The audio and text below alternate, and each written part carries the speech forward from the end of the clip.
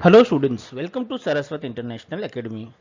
ये video 10th standard mathematics का first chapter real numbers का फोर्थ पार्ट है। लास्ट पार्ट में आपने प्राइम फैक्टराइजेशन मेथड से किसी भी नंबर्स के लिए एलसीएम एचसीएफ कैलकुलेट करने के लिए एक्सरसाइज का डिस्कशन किया था। आज हम स्टार्ट करेंगे इसके नए टॉपिक को। तो शुरू करते हैं। तो इस टॉपिक में हम सबसे पहले पढ़ेंगे रिवीजन और रिविजिटिंग द इरेशनल नंबर्स। मतलब कि हमें इरेशनल नंबर्स के बारे में पढ़ना है। चलिए, in the 9th class you were introduced by irrational numbers and many of the properties. मतलब आपने 9th स्टैंडर्ड में ऑलरेडी इरेशनल नंबर्स को स्टडी करके रखा हुआ है, उसकी प्रॉपर्टीज भी आपको पता हुआ है। कैसे होते हैं इरेशनल नंबर, तो सबसे पहले उसकी डेफिनेशन देख लेते हैं। सो डेफिनेशन क्या थी? Recall that a number S is called irrational if it cannot be written in the form P by Q, where P and Q are integers and Q is not equals to 0. So irrational number क्या होता है? Those number are called irrational who cannot be written in the form P by Q, where P and Q are integers and Q are not equals to 0. तो इस numbers को हम कह सकते हैं इरेशनल नंबर्स। चलिए, कौन कौन से नंबर इरेशनल थे तो उसके एग्जांपल देखेंगे।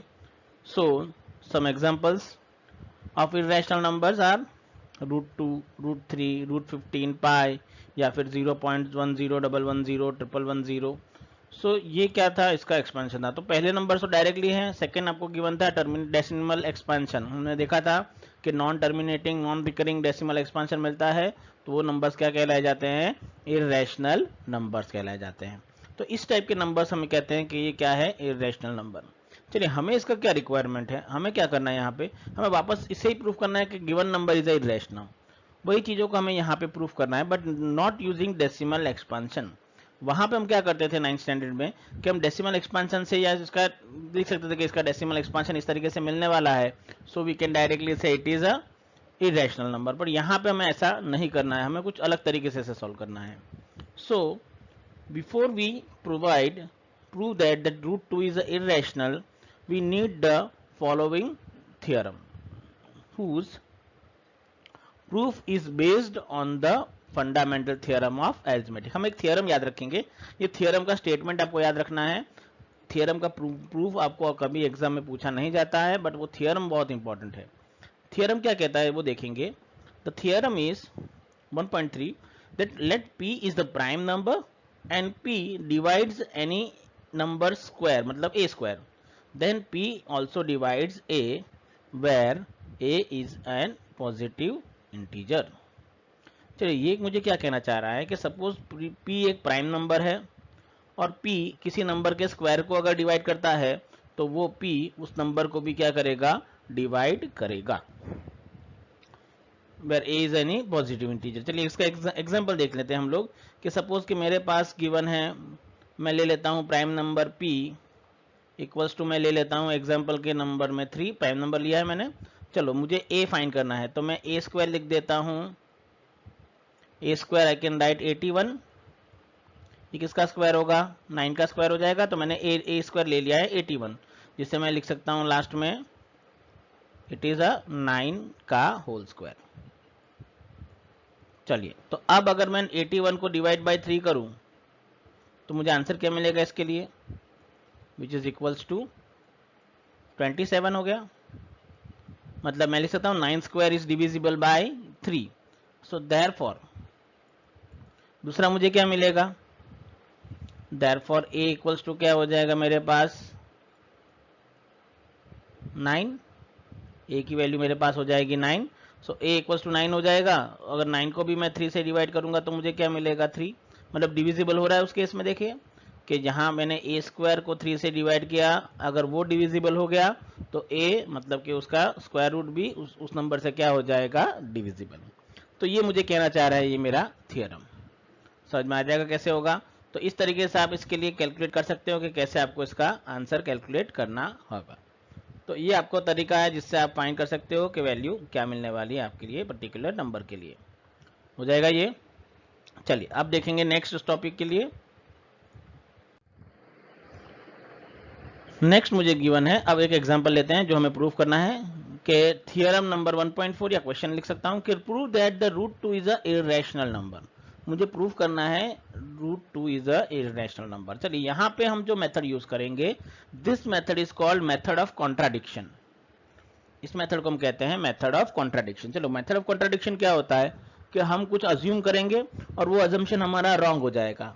सो हमारा जो ओरिजिनल स्टेटमेंट था वो क्या हो जाएगा, मतलब हमारा अजम्पशन रॉन्ग हो जाएगा, तो हम कह सकते हैं कि मेरा आंसर गलत है जो हमने अज्यूम किया था। अब अजम्पशन क्या करना है, रिवर्स का अज्यूम करना है। अगर मुझे यहाँ पे गिवन है कि रूट 2 इज इरेशनल, तो मेरा अजम्पशन हमेशा उसका ऑपोजिट होना चाहिए। तो मैं अजम्पशन क्या करूंगा, सबसे पहले कि root 2 is a rational number, फिर उसका प्रूफ दैट हम देखेंगे एक पर्टिकुलर वे में थियरम 1.3 के अकॉर्डिंग, और रात में मुझे पता चल जाएगा कि मेरा अजम्पशन क्या था, रॉन्ग, मतलब रूट 2 इज रैशनल, वो रॉन्ग अजम्पशन है, मतलब वो क्या होना चाहिए, इरेशनल हो जाएगा। सो इस तरीके से मेथड ऑफ कॉन्ट्राडिक्शन हम यूज करेंगे। चलिए तो देखेंगे क्या करते हैं इसके लिए। तो सबसे पहले सोल्यूशन में हम अज्यूम कर लेते हैं, प्रूफ में let us assume to the contrary that root 2 is a rational.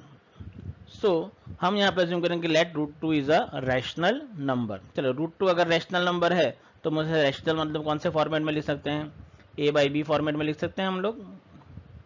हम क्या लिख सकते हैं कि it is an a by b format. अगर रूट 2 रैशनल नंबर होगा तो हम इसे रैशनल नंबर के अकॉर्डिंग रिप्रेजेंट कर सकते हैं। तो इस तरीके से मैं लिख सकता हूँ इसके। तो चलो वो करते हैं हम लोग।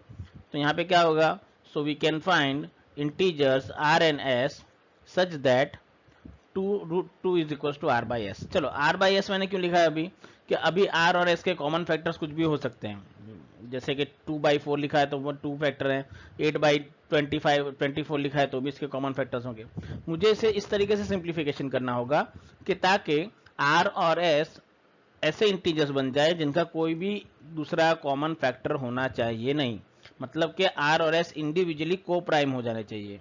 ऐसे प्राइम नंबर्स जिनके कोई भी कॉमन फैक्टर आपके पास अवेलेबल नहीं होने चाहिए, तो प्राइम नंबर बनाना पड़ेगा।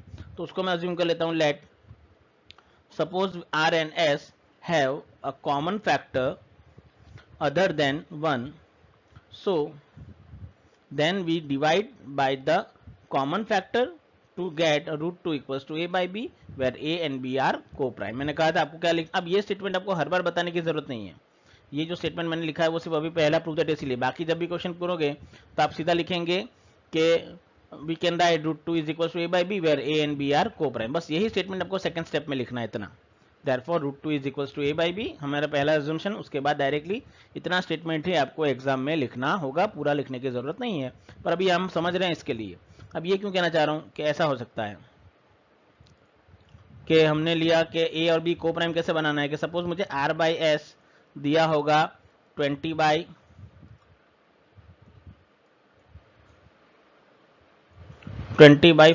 ऐसा कुछ दिया है मुझे, तो डायरेक्टली मैं इसे डिवाइड नहीं कर सकता क्योंकि अभी फैक्टर है कॉमन, 5 से डिवाइड हो सकता है, तो 5 4 जा 20 एंड 9 4 जा हो जाएंगे।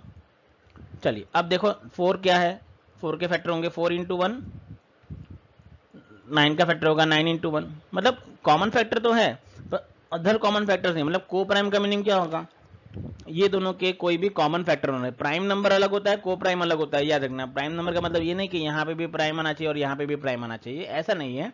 को प्राइम का मीनिंग कि ए और बी का कॉमन फैक्टर क्या होना चाहिए, अदर देन 1 होना नहीं चाहिए। मतलब कॉमन फैक्टर 1 होगा, वही मेरा क्या बनेंगे, को प्राइम बनेंगे। तो अभी देख सकता हूँ कॉमन फैक्टर क्या है दोनों का, 1, so that's why it will become को प्राइम। चलिए तो अब देखें अब इसका क्या करना हमें। तो अब मैं थोड़ा सा अरेंजमेंट कर लूंगा इसके लिए। मैं क्या करता हूँ, सिंप्लीफाई करने के लिए इस b को यहाँ शिफ्ट कर देते हैं। चलिए तो अज्यूम करेंगे सबसे पहले, so b root 2 equals to a हो जाएगा। अब नेक्स्ट स्टेप के लिए मैं क्या करता हूँ, squaring on both side, root 2 eliminate करना इसलिए, so squaring on both side and rearranging the term we will get 2b square equals to a square. चलिए यहाँ पे मुझे मिल गया 2b square equals to a square. अब यहाँ पे मैं देख सकता हूँ कि a स्क्वायर किसका मल्टीपल हो गया, 2 का मल्टीपल हो गया। चलो 2 इसका एक फैक्टर होगा, मतलब क्या होगा, वो 2 से डिविजिबल होगा। सो therefore we can say 2 is divides a square, 2 divides क्या होगा, a स्क्वायर। चलिए अगर आ गया a स्क्वायर तो अगेन थियरम 1 पॉइंट क्या कहता है कि अगर कोई प्राइम नंबर a स्क्वायर को डिवाइड करेगा तो वो a को भी डिवाइड करेगा। Therefore we can say now by theorem 1.3 we can say it follows that the 2 is also divided by और 2 आल्सो डिवाइड्स a। हो जाएगा ये थ्योरम। चलो अब a 2 का मल्टीपल हो गया तो a की जगह मैं नया इंटीजर अज्यूम कर लूंगा। So we can write a equals to 2c where for some integer c। मैंने कहा था a 2 का मल्टीपल है तो 2 के मल्टीपल में आप कुछ भी लिख सकते हो 2 4 6 8, पर मुझे 2 कॉमन चाहिए तो मैंने 2 को निकाल के दूसरा एक इंटीजर c अज्यूम कर लिया है। चलिए अब क्या करूंगा, ये जो वैल्यू मिली है मुझे वापस मैं पुट कर दूंगा ये वाले इक्वेशन में जो हमें पहले डिराइव हुआ था 2b² इक्वल्स टू a²। चलो यहाँ पुट करेंगे तो क्या होगा देखिए अभी।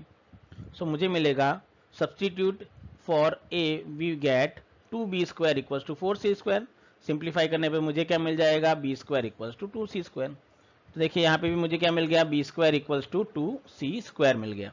तो अब देखो यहाँ पे क्या होगा, वापस वैसा सिचुएशन आ गया जैसे यहाँ मुझे यहाँ मिला था। यहाँ पे मैंने स्टेटमेंट क्या बनाया 2 डिवाइड a² एंड 2 डिवाइड, यहाँ पे b किसका मल्टीपल हो गया 2 का मल्टीपल हो गया।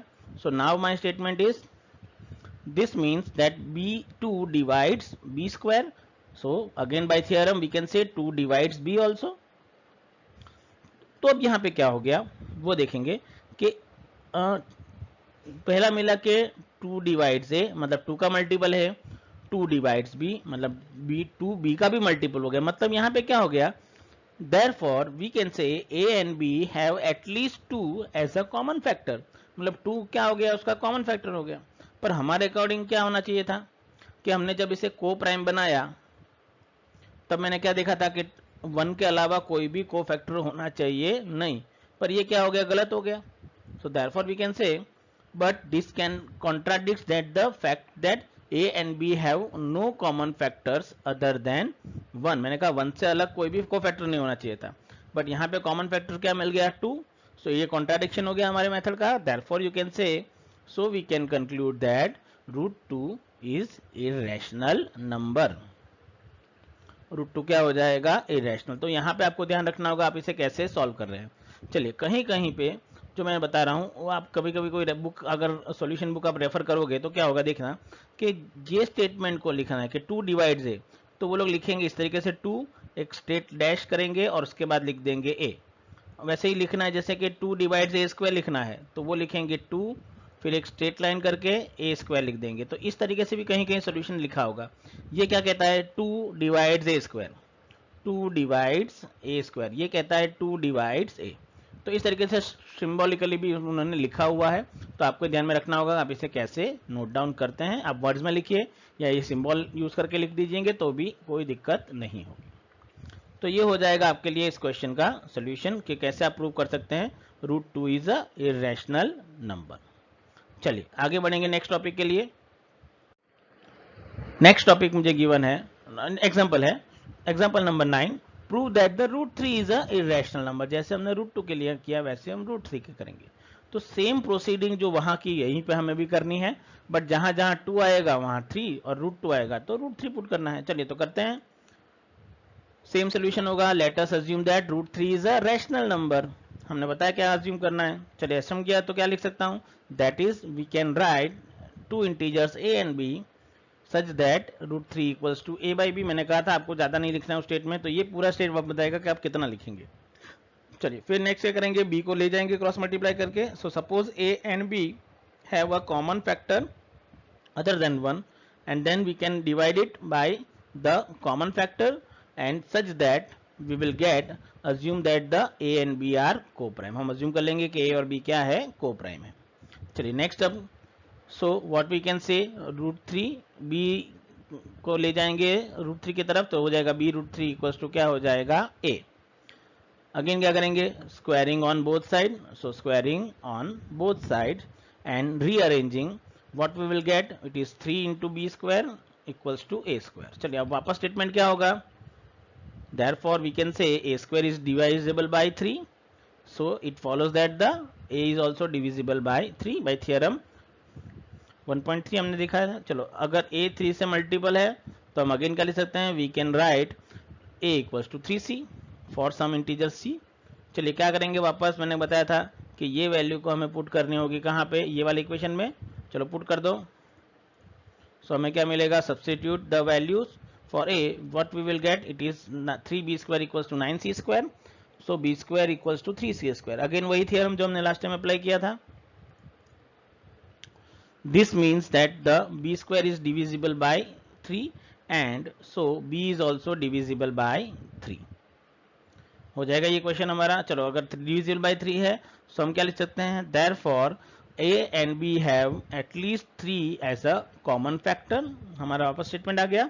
बट क्या होगा स्टेटमेंट, मैंने कहा था कि but this contradicts our statement that the fact that a and b are coprime. ये इस फैक्ट को डिसएग्री करेगा. That's why we can say our conclusion is wrong. So we can conclude that √3 is a irrational number. तो ये क्या हो गया, एक इरेशनल नंबर. तो इस तरीके से आप इस टाइप के क्वेश्चंस को प्रूफ कर सकते हैं. चलिए फिर देखेंगे कि एक इंपॉर्टेंट पॉइंट है जो आपने 9th स्टैंडर्ड में पढ़ा था, वो हमें याद रखना है. So in class 9 we mention that, क्या मेंशन किया था, 2 पॉइंट्स थे. फर्स्ट पॉइंट, द सम और a difference of a rational and irrational numbers is irrational and the product and quotient of a non-zero rational and irrational number is irrational. मतलब ये क्या कहना चाह रहा है कि अगर आप किसी भी रैशनल और इरेशनल नंबर का सम या डिफरेंस लेंगे तो वो हमेशा क्या मिलेगा, इरेशनल नंबर. सिमिलरली आप प्रोडक्ट या डिवीजन, क्वेश्चन मतलब डिवीजन करेंगे किसका, non zero rational number and rational number का, इरेशनल नंबर का, तो वो आपको क्या देगा, एक इरेशनल नंबर. चलिए ये क्यों यूज कर रहे हैं, क्योंकि हमें एक एक्स्ट्रा टाइप का एग्जांपल देखना है जिससे हमने पीछे वाले किया था. तो यहाँ पे अब हम प्रूव करेंगे एग्जांपल में कि show that 5 minus √3 is irrational. चलिए अब क्या करना है, देखिए ऊपर का प्रॉपर्टी यूज हो गया कि 5 क्या है, रैशनल नंबर है, √3 क्या है, इरेशनल है. क्या लिया हमने, डिफरेंस. तो हाँ ये तो इरेशनल बनने ही वाला है, बट अगेन हमें इसी को मेथड ऑफ कॉन्ट्राडिक्शन से प्रूफ करेंगे कैसे ये रॉन्ग हो सकता है. चलिए तो देखिए अब हमें क्या करना है, यहाँ पे सेम प्रोसीजर जैसे हमने वहां स्टार्ट की थी वैसे ही, बट सेकंड प्रूफ थोड़ा सा अलग करना होगा सेकंड स्टेप के बाद. चलिए तो पहला स्टेप हम लिखेंगे solution that let us assume that 5 minus √3 is a rational number. So what we can say, that is we can find co-prime a and b where b is not equals to 0 such that 5 minus √3 equals to a by b. चलो अब यहाँ पे क्या करना है, आपको कुछ नहीं करना है. यहाँ पे आप a by b को एक तरफ ले जाइए और √3 को एक तरफ ले जाइए. सबसे पहले ये स्टेप करना है. उसके बाद अब यहाँ पे स्क्वायरिंग ऑन बोथ साइड वाला कोई केस नहीं करना, डायरेक्टली करना. चलिए तो यहाँ पे क्या होगा, देखिए therefore we can say 5 minus a minus divide by a minus b equals to √3. चलिए अब देखिए क्या होता है.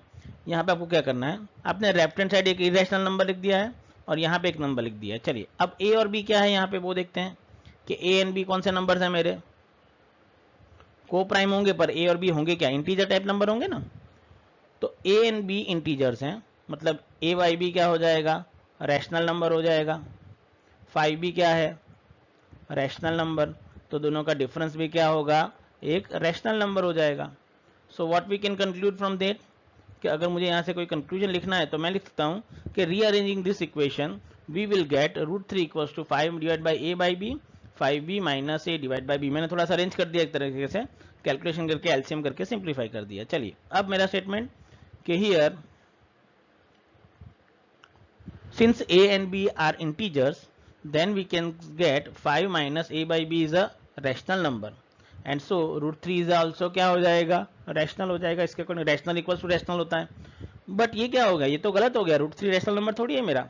So but this contradicts that the fact that the √3 is a irrational number.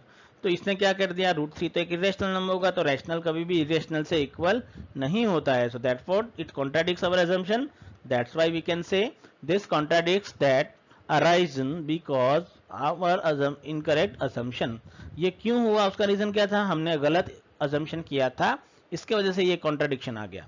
So that's why we can say 5 minus √3 is irrational number.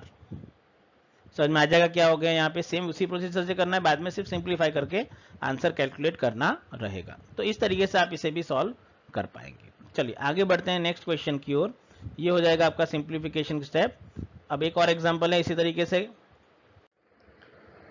Next example है आपका example number 11, show that 3 root 2 is a irrational number. चलिए अब multiplication में आ गया, तो मुझे पता है कि एक रैशनल और इरेशनल का मल्टीप्लीकेशन इरेशनल ही होता है, पर अगेन मुझे मेथड ऑफ कॉन्ट्राडिक्शन यूज करनी है।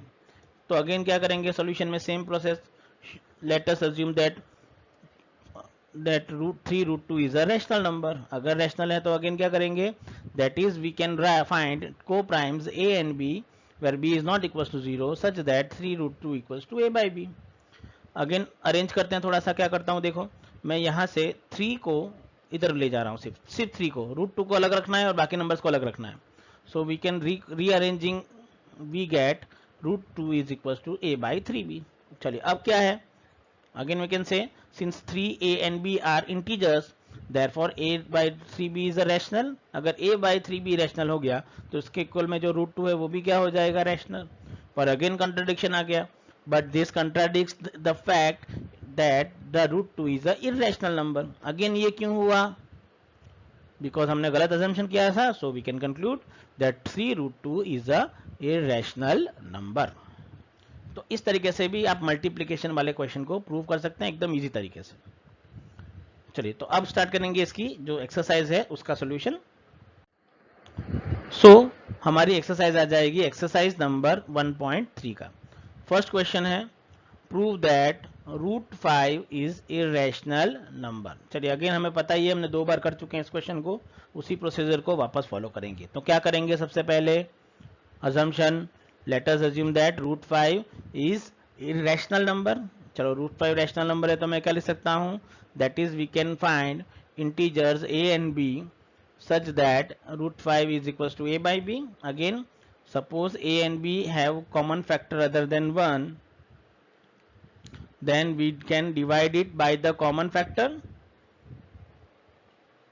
and assume that a and b are co-prime। तो वो क्या हो जाएगा, co-prime हो जाएगा।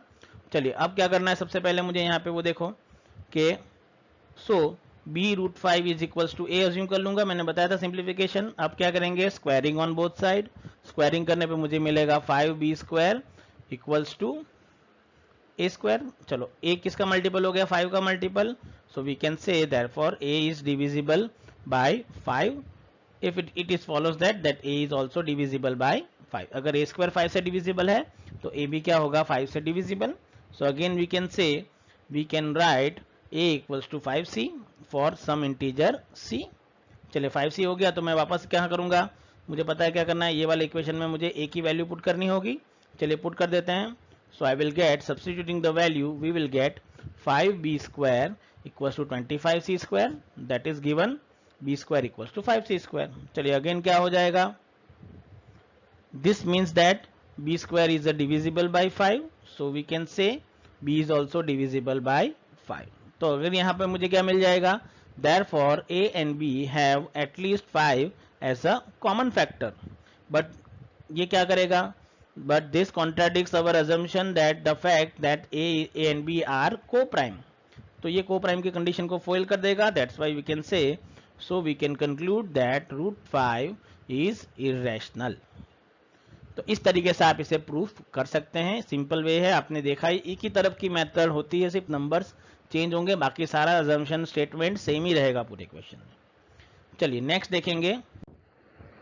नेक्स्ट क्वेश्चन है question number 2, prove that 3 plus 2 root 5 is a irrational number। चलिए इसे सिंप्लीफाई करेंगे। अगेन हमने एग्जांपल देखा ही इसके लिए, एग्जांपल नंबर 10 वैसा ही करना है।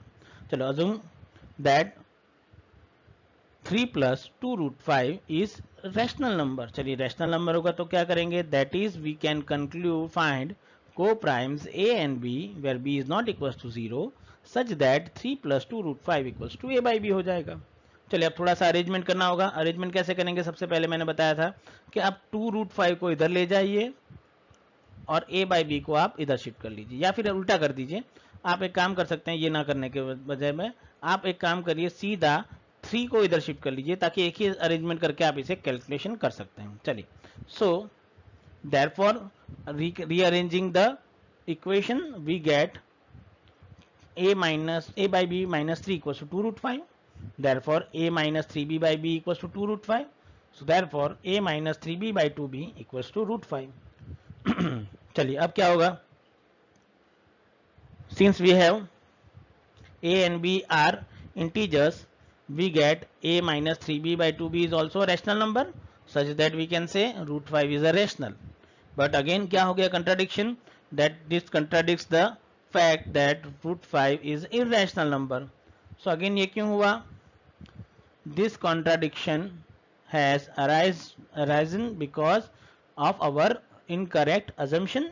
So we can write, we conclude that 3 plus 2 root 5 is a irrational number.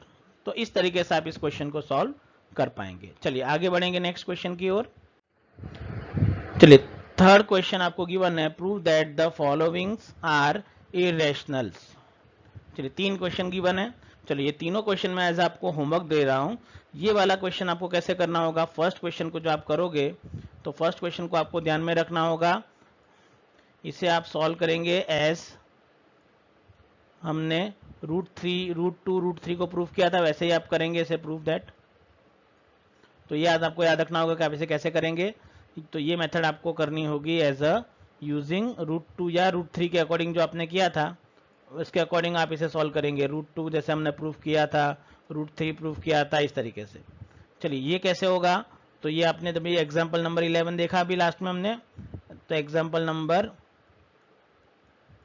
11 के अकॉर्डिंग आप इसे सॉल्व कर सकते हैं इस क्वेश्चन को. और अगर इसको सॉल्व करना है तो अभी हमने लास्ट क्वेश्चन नंबर 2 ही देख लिया, या तो एग्जाम्पल नंबर 10. तो एग्जाम्पल नंबर 10 से आप देख सकते हैं, हिंट ले सकते हैं कि आप इसे कैसे लिखेंगे. तो इस तरीके से ये तीनों क्वेश्चन आपको एज अ होमवर्क करने रहेंगे. ठीक है, तो यहां तक आपका ये टॉपिक था. अब एक लास्ट टॉपिक बाकी है. अगेन हमें रैशनल इरेशनल का ही स्टडी करना है उसके लिए, बट एक लास्ट टॉपिक है जो हम इसे नेक्स्ट वीडियो में स्टडी करेंगे और ये आपके चैप्टर का लास्ट पार्ट होगा, उसके बाद वाला पार्ट जो. सो मिलते हैं हम नेक्स्ट वीडियो में. और ये वीडियो देखने के लिए थैंक यू वेरी मच.